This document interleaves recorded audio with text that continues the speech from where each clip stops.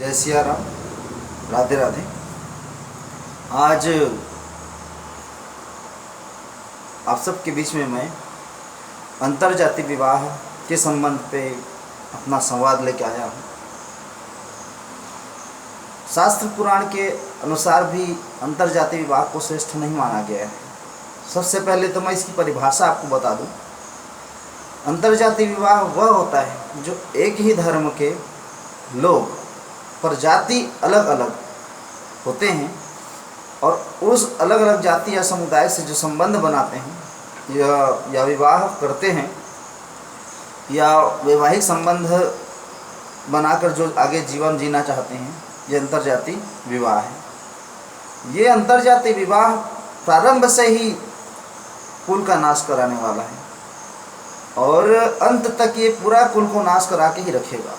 और एक चीज़ मैं बता दूं, आज शहरी जो क्षेत्र हैं इसमें इंटरकास्ट विवाह बढ़ोतरी होती जा रही है। सरकार भी इसके लिए प्रोत्साहन राशि दे रही है, पर वो लोग धिक्कार के पात्र हैं जिन्होंने अपना कुल का नाश कर दिया। मेरे भाई बहन, आज लोग शास्त्र पुराणों की बातों से च्युत होते जा रहे हैं, दूर होते जा रहे हैं, आज उनकी बात को समझ नहीं पा रहे हैं। और एक दिन आप देखिएगा ये अंतरजातीय विवाह करने वाले लोग पछताएंगे। उसका कारण है, अगर तुम मान लो ब्राह्मण हो और ब्राह्मण अगर किसी दिगर समाज की अगर लड़की को ले आता है विवाह करके और उस कन्या के साथ विवाह करता है और कन्या के साथ विवाह करने के पश्चात जीवन आगे बढ़ाने की प्रक्रिया में आगे बढ़ता है, तो क्या ये बताइए जो दिगर समाज से आई हुई लड़की है क्या ब्राह्मण हो जाएगी? नहीं होगी। अगर कोई और आप गैर समाज की हैं, ब्राह्मण के बच्चों को ले आए, कन्या को या बालक को, और विवाह कर लिए, तो क्या आप ब्राह्मण हो गए? नहीं, आप ब्राह्मण नहीं होंगे, आप जो हैं वो वही रहेंगे। बस इससे ये होगा कि आपके जो संतान होंगे उनके जीवन का सर्वनाश तो अभी से प्रारंभ ही हो गया, मान के चलिए आप। उसका कारण है ना वो तरीके से जिस समाज में ब्राह्मण हो या क्षत्रिय हो, शूद्र हो, वर्ण हो, कुछ भी वर्ण में वो विवाह किया हो, ना वो उसके लायक रह गया है ना इसके लायक, ना उसके बच्चों को ना उस क्षत्रिय समाज के लोग या ब्राह्मण समाज के लोग या शूद्र समाज के लोग अपनाना चाहेंगे, ना उसको लड़के को, ना वो उनको कोई अपनाएगा। तो मैं बस इतना ही चाहता हूँ कि पागल मत बनिए। विवाह अगर नहीं होगा तो जीवन में कुछ हो नहीं जाएगा। आप देश सेवा के लिए ऐसा कुछ कार्य करें जिसमें आपके पूरे संसार के लोग आपके साथी बन जाएं, और आप प्रयास करें कि इससे कुछ हम बेहतर करें और अपने जीवन को भी सुधारें, दूसरे के जीवन को भी सुधारा जा सकता है।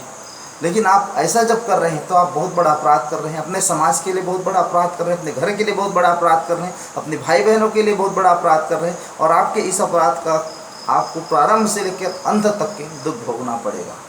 इसलिए जहाँ तक हो सके अंतरजातीय विवाह ना करें। मैं बार बार कहता हूँ, युवा अभी बहुत भटक रहे हैं।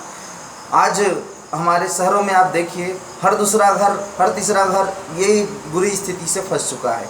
कोई ना कोई नित्य एक नई अंतरजातीय विवाह के चक्कर में जा रहा है और उसको ये लग रहा है कि मुझे तो पत्नी मिल गई, मुझे बच्चे मिल जाएंगे, मुझे मेरी क्या चिंता।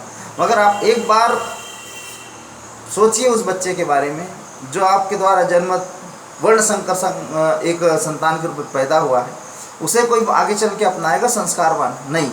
आप जैसे हो आपके बच्चे भी वैसे ही होते जाएंगे। इसलिए मैं चाहता हूँ कि अंतरजातीय विवाह तुरंत आप रोक दें। समझें, पढ़े लिखे हैं, अनपढ़ नहीं हैं। आज हर व्यक्ति पढ़ रहा है और हर व्यक्ति अगर पढ़ रहा है तो थोड़ा समझे अपने आप को, अपनी आत्मा को समझे, अपने अंतरात्मा के मन के आवाज़ को सुने, उसके बाद ही विवाह करें। विवाह एक यज्ञ है, विवाह एक संस्कार है और संस्कार को संस्कार के रूप में ही रहने दीजिए, अन्यथा आप बहुत पछताएंगे एक दिन अपनी ज़िंदगी में।